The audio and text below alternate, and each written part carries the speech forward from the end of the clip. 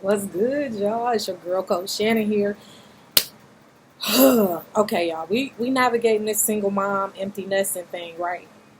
Some of y'all might be preparing for it. Some of y'all might be going through it right now, like transitioning through the season. It might be fighting it a little bit. You might be trying to figure it all out. You might be trying to build a relationship with the kids now that they grown. Put a pin in that, okay? Because we about to break that down. So I'm about to give y'all right now, 3 mistakes single moms make that damage relationships with your adult children.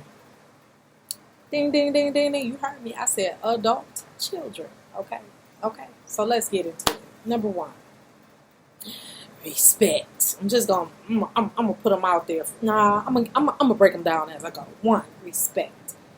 Y'all, we as mamas forget that respect begets respect. And for so long, whether we were raised like this, whether we were taught like this, as being a mama, my word was bond. You had to do what I told you to do. It was your job to respect me. Respect your elders. Put some respect on my name. Y'all heard me. And as they grow up, we still see them like they're kids, but they're actually men and women. Our adult, I believe that we don't raise kids. We raise individuals, and those individuals become adults, independent adults. Even though we pass down our beliefs and our values and things like that to them, we got to remember we are not the only influence we have on our children. So as they begin to grow and become men and women, we got to respect that. We got to respect them. They're not going to do everything they tell us to do because they don't really have to. Just like we don't. Man, if God don't make you do whatever he say do, he just tell you. But he don't force you to do nothing. He's a gentleman. Who are we? Just saying, who are we to demand that same type? Okay, I'll say respect. Yeah, we can demand it. But if you're going to demand it, you have to give it. Yeah, you got to respect them and their wishes and their ideas and their beliefs and what it is they're growing and learning. It's not to say that they're going to be like this all the time, but it is to say, like right now, if I respect you, if I'm listening here so I can understand instead of listening to tell you what I think. We'll get on that a little bit later. That relationship, this is relationship management, y'all. Y'all know I'm still emotional intelligence coach, so I'm still going to be all about that life. But this is about managing relationships. And a lot of us are empty nesters, and we focusing on the empty that they're gone, and then we get upset that they don't want to be bothered later on. And it's just because some of them feel like they're not respected. And because we, us parents, have that sense of belief, we haven't went in and undid the belief to replace it with, dang, they are people. They are adults. And if I want respect from people and other adults, I got to give it too. Okay? And we'll get back into there real soon.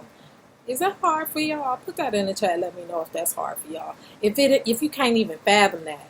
Or if you were brought up like, no, what my way or the highway. It's what I say. You do what I say. Not what I do. I'm just saying. That even occurs even now in this life, y'all. As we get older and we become parents, they're watching how we act. They're still watching how we respect them. They're watching it because if they're not seeing it, guess what they're going to do? They're going to become that type of people who that influence that we put on them to do what we're doing, they're going to either say, or I'm going to be just like that.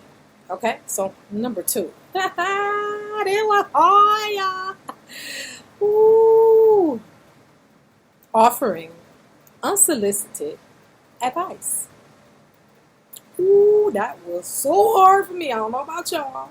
Y'all might be good at it. I'm trying to master it. I'm trying to shut my mouth, be quiet, stop the stories that I'm telling myself in my head about what's going to happen if they don't do this, if they don't do that, if they be...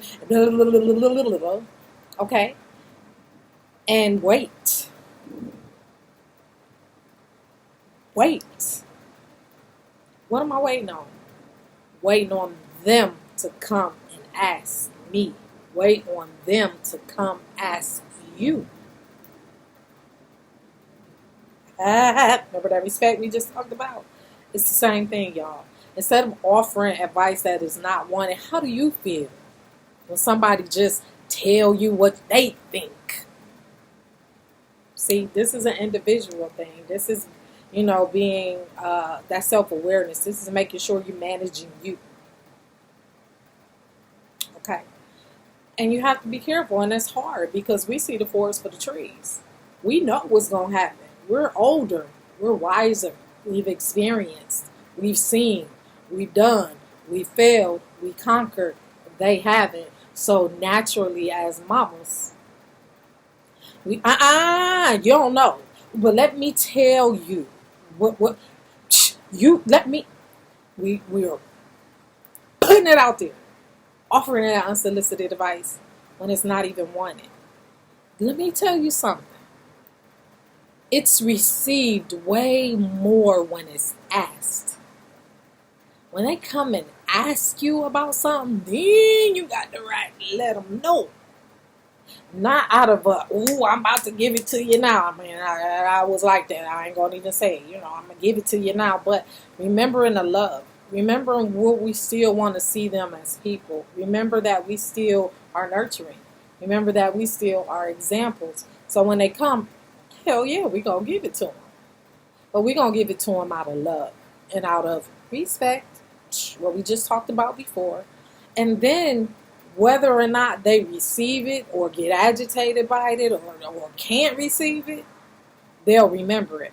And they can't be mad because they came and asked. And whether they take it, take what we give them or not, it's on them. You asked me. I gave you what I thought was best. And now, even just like us, sometimes we got to sit back and go, process that thing. You heard? We got to go process that thing. And sit down and think about it for a minute. Ain't no different with them. There's no difference with them. So y'all, I want you to hold out for me. Put it in the chat right now. Let me know if offering your unsolicited advice is something that you've done, but you promise to work on. You'll be more mindful of it. You'll be more mindful of how often I'm telling you what to do. You don't know. You need to listen. Let me, that's nagging. And don't nobody want to hear that. Trust me, I learned it the hard way and I know. I've experienced it as well.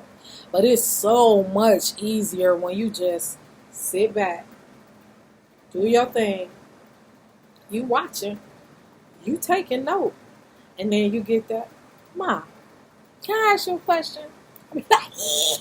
Yup, you sure can. What's up, baby? What can I do? Ma, you ever heard of Ma? What you think? Y'all, you get me? You feel me? I'm just saying. I hope this is resonating with you. And number 3. Ooh, child, number 3. Letting go. Now, I'm going to do a whole nother video on just letting go altogether because there's so much stuff we got to let go. But this part, what I'm going to talk about right now is letting go of the idea that you're still in control. I'm the mama. Okay. Just like going back to the respect, you got to respect me. Everything I did for you, all the work I put in for you, everything I gave up for you, y'all. Real quick. That was our responsibility. We had them babies. Just like they going to learn it in their own life. That's what I was supposed to do. You don't owe me nothing. I mean, that's hard to take. And maybe I'm wrong. Everybody ain't going to agree with me, and that's all right. But I know you're hearing me. And I know if that relationship with your kids is something that's important to you and you want to see get better, you'll take it. So let me go again with that letting go of the control. The control that these are still my kids. Let me tell you what you control. I'm telling you, even when they was kids, let me tell you what you had control over. We managed them. We led them as much as we could. But we wouldn't have never had to discipline them if we had complete 100% control. The only thing we have complete 100% control over is us and how we respond to said situations. And we don't do that good. Okay? That's all we have control over. Like you eat, and this is something that as you learn it, you can begin to teach them. Like, look, this on you. You gotta. This is what you can control, and this is even when it comes to controlling ourselves. That again relies back to the last thing I said, offering that unsolicited advice. We have to control our mouths and the need when that thought hit our head. I gotta let them know. We gotta calm down, thought. When they need me, then I'll be here. Okay? You feel me?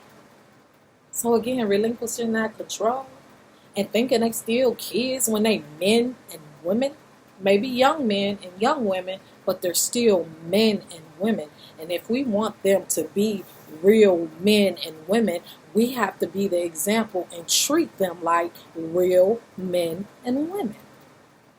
And as we begin to do that, we just might learn something too.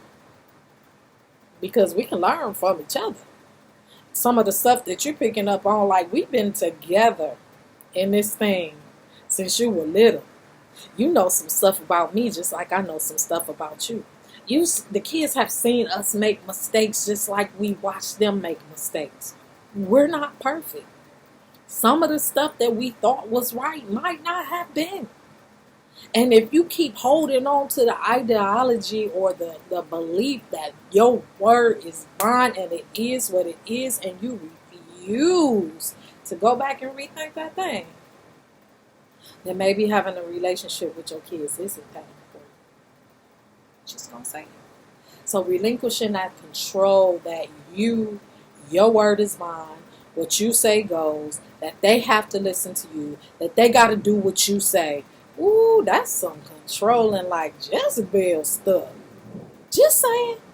She was all about that control. So we have to learn how to let go of the rope a little bit so that they will come to us. So that they can trust us. So that they can see that we're people. Because now is the time to begin to establish, sorry about the airplanes, y'all, and the ACs. I'm outside to feel good. But to begin to establish and reestablish our relationships with our babies, because they're not 5, they're not 10, they're not 15, they're 20 and up, 18 and up. They're men and women, considered grown men and grown women. And this is a time when we can sit down and get to know them a little bit more, and they can get to know you, because I guarantee you it's some stuff you ain't shared with them when they were little that they might be going through that you went through, that if you share the story with them right now, it might not be so hard for them, and they'll see like, dang, I'm not the only one. My mama ain't this mythical creature that's perfect and does everything right. No, she's just a person, a human, just like them.